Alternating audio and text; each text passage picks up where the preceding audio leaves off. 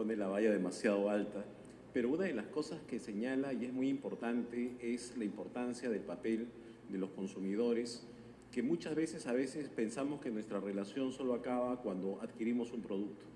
Y lo cierto es de que el tema va más allá, y mencionaba el tema de las externalidades. A veces cuando justo reflexionaba, estamos tomando en este momento la botellita de agua, ¿no? Nosotros pensamos y compramos el agua, nos servimos el agua y pensamos que ya nuestra responsabilidad acabó. Pero la pregunta es, ¿qué va a pasar con esa botella de agua? ¿En qué se va a transformar esa botella? ¿Desaparece mágicamente o se va a volver basura? Si se vuelve basura, y es otro de los grandes problemas al que nos estamos enfrentando, el tema de los plásticos a nivel mundial, es ¿qué hacemos con los plásticos? ¿Quién soluciona el problema de plástico? ¿O cómo vamos a resolver este tema cuando a veces compramos esta botella no nos damos cuenta de los efectos de lo que viene hacia adelante? Y lo mismo pasa cuando nosotros consumimos agua potable, y eso es lo que voy a mencionar. Cuando preguntamos ¿de dónde viene el agua? Bueno, seguramente vendrá del río. ¿Y a dónde va el agua cuando luego consumimos el agua? ¿Cuánto consumimos de agua? O cuando estamos lavándonos las manos, ¿hacia dónde va esa agua? ¿Hay algún efecto más adelante sobre ese consumo? Si es que yo lo hago de manera responsable o no. Si es que dejo pasar el agua sin arreglar, ¿genero consecuencias? Y ahí un poco la exposición de lo que quiero tratar hoy día, ¿no? En términos de justamente el aspecto del consumo responsable, ¿no? Del servicio de agua potable. Entonces, solo como elementos de discusión, yo les lanzo una primera pregunta. Si nosotros somos consumidores, yo quisiera saber y preguntarles ¿cuánta agua consumen ustedes al día? Porque todos creo que consumimos agua, ¿cierto? ¿Cuánta agua consumimos? ¿Cuántos en sus hogares, cuántos litros consumen? A ver, ¿quién me levanta la mano? 10 litros, 20 litros, 100 litros. Al mes, ¿cuántos litros creen que consume su hogar de agua? Porque siempre hago esa pregunta y muy pocos me responden. Y en promedio, un hogar, vamos a ver, consume más o menos 15.000 litros por mes, ¿no? Entonces, vamos a discutir ese tema. Si somos consumidores y si compro algo, generalmente sé cuánto pago, pero también sé cuánto consumo. Y lo cierto es que en el tema del agua, muchas veces solo sé cuánto pago, pero no tengo idea de cuánto estoy consumiendo. Y eso vamos a ver que sí es un gran problema. Y vamos a ver por qué. Siguiente, por favor. Siguiente. Siguiente. Si nosotros vemos, ¿no? Vamos a ver que hay un conjunto de usos que tenemos con el tema del agua. Y hay elementos que son no discrecionales, que tenemos que consumir sí o sí, ¿cierto? Tomamos el agua, si no tomamos agua simplemente nos morimos, ¿no? Vamos a utilizar el agua para preparar los alimentos, utilizamos el agua para la higiene personal, ¿no? Y obviamente para las actividades de saneamiento. Pero también utilizamos otros usos que nos mejoran el bienestar, ¿cierto? Que nos permiten vivir de mejor manera. Evidentemente, muchas veces seguramente han regado o han echado agua afuera de sus casas para que no se levante el polvo, ¿no? O han hecho lavado de sus autos con el agua o algún equipo, ¿no? Pero también nos gustaría tener jardín, ¿no? Y sacamos la manguera y utilizamos el agua para la jardinería. O los que tengan piscina utilizarán el agua para la piscina y muchas veces pues entramos a la ducha o esperamos y tomamos una ducha larga. Y nos hemos preguntado cuánta agua estamos consumiendo con esas otras actividades que son de alguna manera discrecionales. Y vamos a ver que el consumo es enorme y vamos a ver sus consecuencias. Siguiente, por favor. Aquí unos datos en relación a la proporción de consumo de agua. Esta es información, por ejemplo, que se tomó de Bangladesh y el caso de España, en Barcelona. Y adivinen qué, ¿dónde gastamos más agua?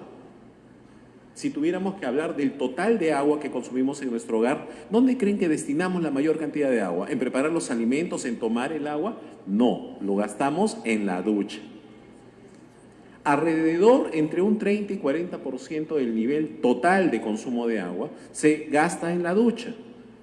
Pero no somos conscientes de cuánta agua es eso. A veces dejamos prendidos los que tienen agua caliente, esperan que el agua se caliente, dejan abierto unos minutos y comienza a pasar el agua. Y después nos quejamos de que no hay agua. Pero ahí comienza a pasar y pasar el agua. 40% es en promedio lo que se consume el gasto en la ducha. Y solo en preparación de alimentos, el nivel de consumo va entre el 4 al 8% de ese total. ¿no? Eso es un elemento importante a tener presente. Siguiente, por favor. Entonces, queremos mirar Lima, por ejemplo. Ya los datos que le he mostrado es uno de Bangladesh, un caso de España, eso es muy lejano, pero vamos a mirar el caso de Lima. Y los datos nos muestran una cosa similar. En el caso de Lima metropolitana, por ejemplo, nos dice que el nivel de consumo de lo que se va en ducha es alrededor del 43%. De lo que consumimos de agua, ¿no?, que son 15 metros cúbicos que se consumen promedio en los hogares, se van en la ducha. 15 metros cúbicos, me van a decir, ¿qué es esa medida? Son 15.000 litros de agua que se consumen por mes en un hogar. 15.000 litros, 15.000 botellitas de litro. De esos 15.000 botellitas de litro, ¿no?, se gasta alrededor del 40% en la ducha. Y va a depender de los distritos en los que nos encontramos, y los niveles de consumo son muy variados. Pero lo cierto que en el caso de Lima, el nivel de consumo en ducha está en el orden del 43%, otros gastos de baño en 14%, jardín 10%, y el jardín va a depender justamente, no tengo, los que tienen jardín consumen una proporción mayor. Por ejemplo, ahí está la información de San Isidro, donde la presencia de jardines es mayor que en otros distritos, y en el caso de distritos que uno tiene jardín, el jardín consume alrededor de una quinta parte de nuestro consumo total de agua.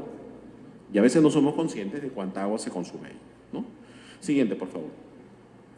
Pero el tema del agua es muy importante porque dependiendo de la cantidad de consumo que tengamos, nuestra calidad de vida es totalmente distinta, ¿no? La OMS nos dice, y este es un tema importante, ¿cuánta agua debería consumir una persona para sus distintos usos? ¿Cuánto creen? Nos dice, con 100 litros por persona día debería ser más que suficiente, nos debería alcanzar para todo, ¿de acuerdo? 100 litros de agua por día para realizar todas nuestras actividades. Y uno piensa que es muchísima agua, pero lo cierto, y vamos a ver que Lima consume mucho más que ese valor. 100 litros por persona nos alcanza para todas las actividades, nos garantiza el tener agua para tomar, para preparar nuestros alimentos, para realizar nuestros baños, la desinfección que corresponda. Y eso es como el nivel de acceso óptimo que deberíamos de tener. Pero si estamos hablando, y lamentablemente en muchos lugares no se llega a esos 100 litros, se llega a 50 litros, eso nos permite tener agua para tomar, para preparar alimentos, pero ya comenzamos y tenemos que comenzar a sacrificar algunas cosas. ¿Qué creen que se sacrifica primero? La higiene.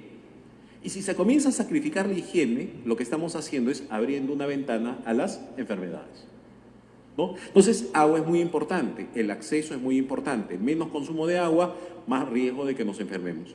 Y si el agua baja a 20 litros por persona a día, hasta es muy riesgoso que los alimentos o el tomar vaya a limitarse. Y en algunos lugares, lamentablemente, a veces los niveles no llegan a superar los 5 litros por persona a día, que ya es una situación extrema. Dado ese nivel, ya no se puede asegurar ni siquiera el hecho que podamos tener agua para tomar, preparar los alimentos y mucho menos para las acciones de limpieza. Pero es muy importante, y hay la gráfica que quizás no se entienda, ¿no? Esta gráfica de escalerita que aparece ahí es un gráfico que he tomado de la Organización Mundial de la Salud, que nos dice que la gente va a consumir en función del tiempo que le toma acceder al agua. Mientras más lejos esté el agua, ¿qué creen que va a suceder? No van a ir a acarrear el agua. Entonces, un reto es, ¿dónde está el punto de entrega del agua? Si el agua lo tengo dentro de casa, voy a tener un consumo posiblemente más alto. Pero si el agua está más lejos y tengo que recorrer más de 5 minutos, mi consumo de agua cae abruptamente. Pero si el consumo, y eso a veces no lo reflexionamos, tenemos muchos hogares que tienen que caminar más de 30 minutos para conseguir el agua, definitivamente el nivel de consumo se reduce drásticamente. Y si se cae drásticamente el consumo de agua, ya les he dicho, vamos a estar abierta a la posibilidad de que ese hogar pueda tener limitaciones o aumento de riesgo de enfermedades. Siguiente, por favor. Y esta es un poco la pregunta con la que arrancaba hace rato, ¿no? Este es un dato que hace muy poco hemos hecho en Arequipa y preguntábamos a las personas, señor, ya usted todos los meses paga el agua, pero la pregunta es ¿cuánto paga de agua? ¿Cuánto consume de agua? ¿Cuántos metros cúbicos consume? Y cuando nos dijeron, el 90% de las personas, acá 89 aparece, me dijeron simplemente no sabemos. La pregunta es curioso, uno cuando va a la panadería, ¿qué cosa sabe? ¿Cuántos panes compra y cuánto está pagando? Pero en agua están pagando y no saben cuánto están consumiendo. El problema que está detrás es que ustedes, si no saben cuánto están consumiendo, no saben si consumen mucho o consumen poco. Y en función de eso no van a tener una idea de si están pagando bastante o están pagando poco. Pongo el ejemplo. Si yo en este momento, no sin hacer publicidad a ninguna marca de gaseosa, ¿no? Imagínense, yo le digo una gaseosa, le digo, les vendo, señores, una gaseosa a 10 soles. ¿Ustedes qué creen? ¿Está barata o está cara? Cara. ¿Por qué? Les he dicho si es una botella de 3 litros, promoción de 2 botellas de 3 litros, o es que estaban pensando que era una botellita de medio litro. Si era una botella de medio litro, obviamente me dirán que es cara. Pero si yo le decía que era una promoción de 3 botellas de 3 litros cada una, me van a decir que es barata. Pero solo cuando ustedes sabían plata y cantidad pueden tener una idea de si es barato o es caro. Voy a hacer la pregunta ahora. Si ustedes pagan 60 soles o 50 soles por agua, pero ustedes piensan que están consumiendo poquito, me van a decir es mucho lo que estoy pagando. Pero si yo les digo que están consumiendo 15.000 litros de agua, quizás ahora reflexionen y dicen, ¿cuánto me está costando cada litro? Entonces, muy importante vincular cantidad de pago con lo que se está consumiendo. Y en esta ecuación, la gente sabe cuánto paga muchas veces, pero no sabe cuánto consume de agua. Y voy a utilizar este concepto importante porque solo sabiendo cuánto estamos consumiendo de agua podemos saber cuánto era lo necesario y cuánto estamos utilizando de agua que no se está utilizando de manera óptima. Y vamos a ver que eso está generando un problema hacia muchas personas. Solo para mencionar en el caso de Lima y volviendo hacia atrás, ¿no? Yo les decía con 100 litros es suficiente, pero este es el consumo promedio de algunos distritos de Lima. San Isidro, por ejemplo, consume por día 228 litros por persona. O sea, más de el doble de lo que OMS dice que es suficiente para vivir bien. La Molina 210, Barranco 200 litros y muchos distritos, ¿no? Y en función de los usos que se dan, están por encima de esos niveles. Y yo les pregunto, ¿Lima es una ciudad que tiene cantidad abundante de agua? No. Siguiente. Entonces vamos a mirar los niveles de consumo no sustentables, ¿no? Yo le decía, tenemos malas prácticas, lamentablemente, porque no tenemos idea de cuánto estamos consumiendo, ¿no? Tenemos, por ejemplo, ¿no? Y seguramente ya como para mirar al interior de cada una de nuestras conductas, ¿no? Cuando abrimos el caño y a veces nos estamos lavando el diente, ¿no? Los dientes y dejamos el caño abierto. ¿Cuántos litros crees que gastamos en un minuto dejando el caño abierto? Un minuto nada más. 10 litros por minuto. El caño abierto implica 10 litros de agua que se va. Imagínense que yo les cobrara un sol por litro, por botellita de agua. 10 soles solo por estar mirando y estar descuidado, ¿no? ¿Qué sucede si es que me estoy duchando? ¿Cuánto dura una ducha? Y no tengo una ducha que me reduce, que tiene aspersión. Si me demoro 5 a 10 minutos estaría gastando entre 50 a 100 litros. Y si ya cambié la boquilla, bueno, se reduce un poco, ¿no? Más o menos esto puede implicar un consumo dependiendo, ¿no? Si es 50 litros, más o menos dependiendo por baño, ¿no? La lavadora es otro de los insumos, otra de las máquinas que consume altos volúmenes, ¿no? Y a veces en familias jóvenes, ¿no? Dicen, mi polo se ensució, lo ponen a la lavadora sola y no optimizan la carga. Y eso tiene altos niveles de consumo de agua y muchas veces no lo contabilizamos, ¿no? Entonces, tenemos muchos hábitos inadecuados como grifo abierto, duchas largas, cepillarse los dientes de manera con el caño abierto, una alta frecuencia de lavado de ropa, no optimizando y teniendo la carga completa, etc. Y eso a veces no incorporamos y no vemos las externalidades que esto genera. Siguiente, por favor. Si nosotros miramos en el caso de Perú, visto a nivel internacional, si tomáramos la foto diríamos que somos un país de vulnerabilidad media, ¿no? Porque, claro, cuando miramos y sacamos el promedio, miramos nuestra selva y en la selva tenemos mucha agua. Pero miramos nuestra costa y tenemos poquísima agua. Sacan el promedio y dicen, bueno, el Perú más o menos en promedio tiene una vulnerabilidad media. Esa es la foto del día de hoy. Pero vamos a ver qué va a suceder hacia el futuro. Siguiente, por favor. Siguiente. Quiero que nos detengamos en esta gráfica y hay un poco el tema de la externalidad de lo que, no sé si va a ser simple lo que quiero explicar, pero quiero explicarles un poco la idea. En el lado izquierdo dice PETAP, ¿cierto? PETAP es las siglas de una planta de tratamiento de agua potable, es la fábrica que produce agua, pongámoslo así, la Targea, ¿no? La planta Sedapal, ¿no? Que produce agua. Pensemos que su producción son esas 8 gotitas. Ya pensemos que son capaces de producir 8 gotitas. Si el consumo óptimo por familia fueran 2 gotitas, ¿cuántas familias podríamos abastecer con 8 gotas? 4, ¿cierto? 2 a cada uno, 2, 2, 2, 2. Y justo ahí tenemos 4 caritas arriba. Esa producción debería alcanzar para esas 4 familias. Pero ¿qué sucede si el primer hogar que está más cerca o porque puede comprar más, no consume 2, sino consume 4? ¿Cuánto está dejando para la segunda y tercera y cuarta familia? Va dejando menos, ¿cierto? Si se produjo 8 y la primera consumió 4, dejó 4. Y si la segunda ahora ya no consume 2 y no consume 3, ¿cuánto deja? Deja 1. ¿Y qué pasa con la última? Por eso la carita triste del último.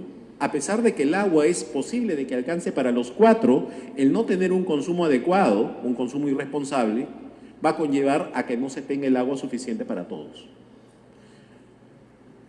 ¿Qué cosa es lo que va a generar este ejemplo? Este ejemplo lo que nos dice es, aún teniendo el agua que podría ser distribuida de manera adecuada, pero teniendo hábitos inadecuados, porque acá estoy representando hábitos inadecuados de la primera y segundo hogar, ¿no? Que están consumiendo por encima de 2. Estamos dejando sin agua a muchas familias que podrían tener agua.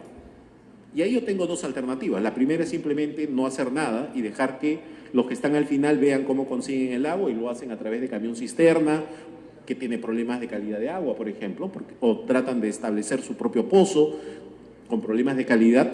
O la otra opción es decir, no, pues hay que invertir más, hay que hacer más inversión. Y como Roxana ya lo había mencionado, solo hay 2 formas de generar más recursos. Una inversión, ¿de dónde va a venir? Se les cobra más a todos por un uso ineficiente, que podría no ser necesario en este ejemplo. O la otra es decir, inversión pública, que nos cobran a todos para hacer inversiones, pero que podrían haberse retrasado si es que hubiéramos tenido un uso responsable del agua. Sobreproducción, un exceso de producción y un exceso de inversión como consecuencia de hábitos que no son adecuados. Siguiente, por favor. Pero ¿qué pasaría, no? Y esto es una de las cosas que a veces también nosotros enfrentamos. ¿Se acuerdan hace unos años que hubo problemas en Lima cuando dijeron que no iba a haber agua, que se iba a cerrar la planta de la Tarjea, que había riesgo de que iba a dejar de funcionar la planta y nos entró el temor, ¿cierto? La incertidumbre. ¿Y qué cosa hicimos todos?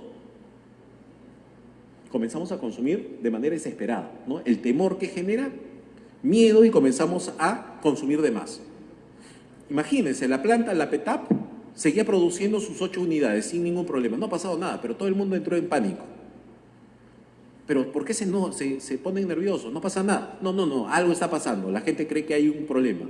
La planta sigue produciendo 8, pero hay miedo. Entonces, el primero que estaba consumiendo ya 4, que ya estaba consumiendo de más, dice, por si acaso voy a guardar un poco más. Y ese consume 5. ¿Y cuánto está dejando para los demás? Está dejando ahora menos todavía. Entonces, cuando tenemos un problema de incertidumbre climática, y eso es lo que sucede, y eso es una situación a la que nos estamos enfrentando, potencialmente se consume más por temor. Voy a acumular un poco más de agua por si acaso. Y ese por si acaso, ¿qué va a generar? Va a haber gente que no va a tener agua, muchas veces porque hay gente que está consumiendo de más por ese por si acaso. Y el reclamo va a ser, tengamos más inversiones. Pero esas inversiones son eficientes, no necesariamente son inversiones eficientes. Entonces, pueden haber incluso reclamos injustificados por un tema de temor a que exista un tema de desabastecimiento. Pero el problema que está acá es que se agrava el tema de la desigualdad. ¿Quién va a tener menos agua? El que está más lejos de la red, el que no está conectado. Y el que ni siquiera está conectado va a ser más difícil todavía que tenga agua suficiente para que pueda ser abastecido. Y una situación, ¿no? Pasa, en el caso anterior yo le decía, es una situación de que no pasó nada, solo hubo miedo. Pero el cambio climático es una realidad. Imaginémonos ahora que la PETAP efectivamente ya no produce 8, sino produce 6. Lo justo que sería que consuman 1.5 cada uno, ¿cierto? Para que alcance. Pero imaginemos que no es así. Imaginemos que efectivamente se debe consumir 2. Pero recuerden el primero ¿cuánto estaba acostumbrado a consumir? Estaba acostumbrado a consumir 4. Cuando yo le diga ahora no vas a consumir 4, vas a consumir 3, ¿qué va a suceder? Va a decir, no, pues el servicio es malo, yo estoy acostumbrado a consumir 4. Señor, usted con 2 estaba feliz. No. Con 4, yo siempre he vivido con 4, pero esos 2 los desperdiciaba. No, pero ahora me estás dando 3. Voy a generar incluso reclamos cuando tenían agua suficiente, pero va a haber una disconformidad con relación a la calidad del servicio. Entonces, por eso, fíjense lo importante que es conocer cuánto consumimos y en qué estamos consumiendo el agua, si es que lo estamos utilizando en usos efectivos o en usos que podrían ser optimizados.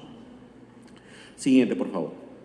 Y quiero volver a esta siguiente, a esta lámina que cambia ligeramente con una que les mostraba. Yo les decía cómo estaba el Perú en términos de problemas. Él estaba en una situación de vulnerabilidad media. Pero si estiro este mapa al año 2050, ya la cosa cambia. Ya no estamos en una situación de vulnerabilidad media. Ya pasamos a una situación de riesgo alto.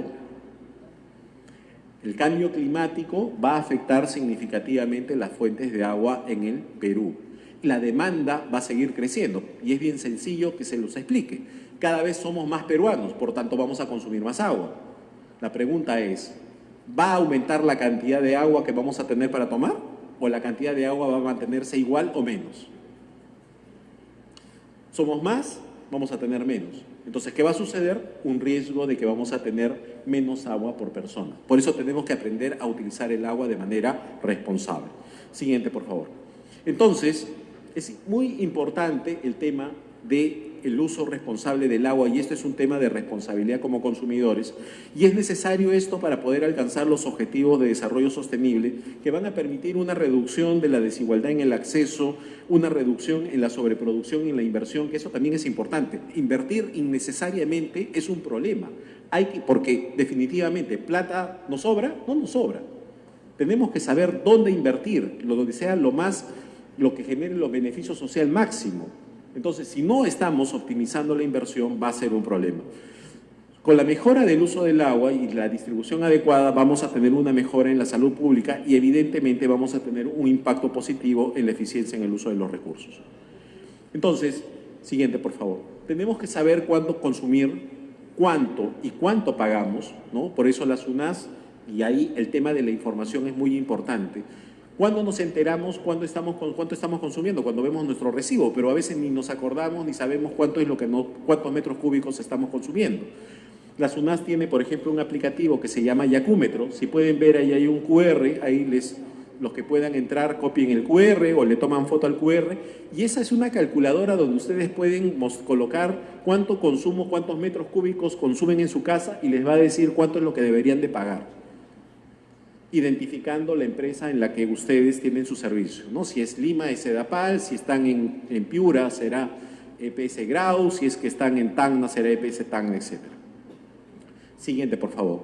El otro elemento importante como consumidores es saber la calidad del agua, y un elemento importante es el monitoreo de su calidad, y un componente central es la cloración. Por eso la SUNAS ha emprendido una campaña estratégica importante que es el monitoreo del cloro en los colegios. Y en los colegios no solo estamos mirando y recogiendo un poco también el tema de que el consumidor no solo, y las decisiones que tomamos no solo están en el consumidor del día de hoy, sino estamos hablando de ese consumidor del mañana. Y mucho esa formación del consumidor del mañana, ¿dónde se encuentra? En los colegios. Los niños son los primeros que aprenden el tema de la valoración del servicio, pero también aprenden a ser, yo les llamo guardianes del agua, cuando aprenden a medir el cloro para tratar de saber cómo está el nivel de calidad que están recibiendo. Siguiente, por favor. Luego tenemos una campaña de divulgación en relación al aceptar el cloro como un elemento de protección de la calidad del agua, y este es un tema que en las ciudades se ha avanzado bastante, pero en la zona rural, por ejemplo, existe mucha resistencia al tema de la cloración, ¿no? Se dice que cambia el sabor del agua o incluso se menciona que tiene riesgos a la salud y por eso existe a veces cierta resistencia en el ámbito rural a la cloración. Siguiente, por favor. Y así hemos visto, ¿no?, que el tema del agua es un elemento muy importante, ¿no? Es muy importante el tener presente, ¿no? Si nosotros, esta charla que les he dado, ¿cuántos minutos ha demorado? No sé, 20 minutos, ¿no? Entonces, si hubiera dejado mi caño abierto, ¿cuántos litros de agua hubiera gastado? Hubiera gastado 200 litros, ¿cierto? Y si lo hubiéramos valorizado en el valor de lo que cuesta una botella de agua, ¿cuánto hubiera costado? Solo ahí nos damos cuenta de la importancia del agua. Cuando ustedes dejan abierto el caño, ¿no? Lo que estamos haciendo es dejando sin agua a muchas familias que lamentablemente al estar más lejos de la red simplemente no van a tener el agua. Y eso es un componente importante de la responsabilidad que tiene que tener un consumidor. Muchas gracias.